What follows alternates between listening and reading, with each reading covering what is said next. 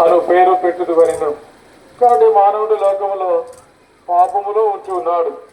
కాబట్టి ప్రియులారా, పాపము పోవడానికి రక్తం సిందింపకుండా పాపము పోదని దేవుని వాక్యం సెలవిస్తూ ఉంటుంది, బైబిల్ చెప్తా ఉంది.